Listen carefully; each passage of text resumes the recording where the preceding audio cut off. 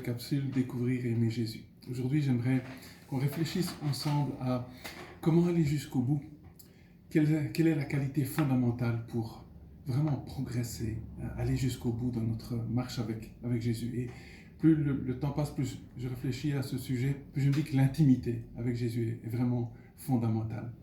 L'auteur de l'Épître aux Hébreux, au moment où il commence à mettre en application tout ce qu'il a dit sur l'excellence de l'œuvre de Jésus, dit au chapitre 12, « Puisqu'on est environné d'une si grande nuée de témoins, rejetons tout fardeau et le péché qui nous enlace si facilement et courons la carrière qui est devant nous. » Et puis il ajoute directement, « Faisons-le les yeux fixés sur Jésus. » Ce qui veut dire que cette course qui est devant nous, on la gagne, on la parcourt, on va au bout, pas seulement en essayant, en regardant les autres coureurs, en évitant les obstacles, mais on le fait, on réussit en regardant à Jésus.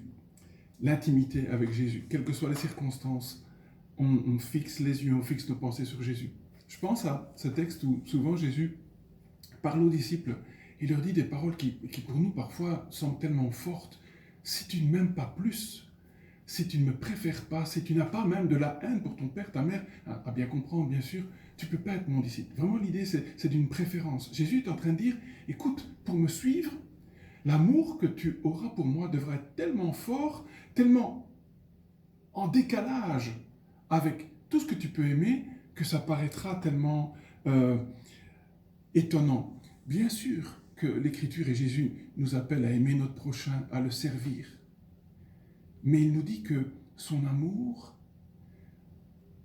notre amour pour lui, doit occuper une place tellement forte qu'il y a quelque chose de choquant. D'ailleurs, on sait que Luc va garder cette formule, si tu ne hais pas ton père et ta mère, parce qu'en hébreu, il n'y a pas de comparatif. Jésus dit, l'amour que tu as pour moi devra être tellement plus fort. Je ne sais pas si vous avez déjà vu des photos du soleil prises par télescope. Il semblerait qu'il y a des taches noires, des zones un peu plus froides. Et si on parvenait à isoler ces zones-là, on verrait de toute façon, en les regardant, qu'elles sont tellement brillantes. Mais par rapport aux zones chaudes, elles semblent plus noires. J'aime bien cette image parce que ça me fait comprendre que l'amour que j'ai pour Jésus, par rapport à l'amour des autres, l'amour de l'autre semble parfois comme une tache noire. Il y a quelque chose de beaucoup plus fort, l'intimité avec Jésus. Notre vocation la plus forte, la plus noble, notre appel premier, c'est de connaître Jésus, c'est d'aimer Jésus et de le faire connaître. Et je dois régulièrement me poser la question, mais est-ce que Jésus occupe toujours cette position-là? Est-ce que mon intimité, ma passion pour lui occupe cette place? Est-ce que c'est toujours bien ma vocation? Et je dois pouvoir régulièrement identifier peut-être une personne, une activité, un bien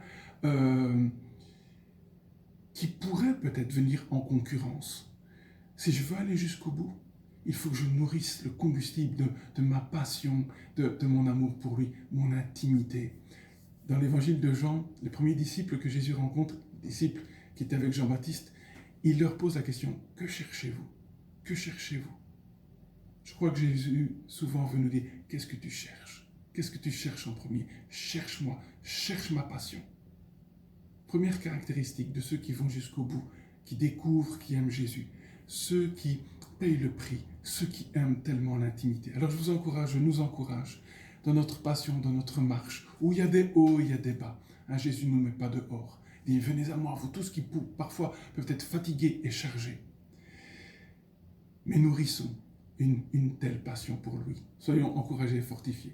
À bientôt.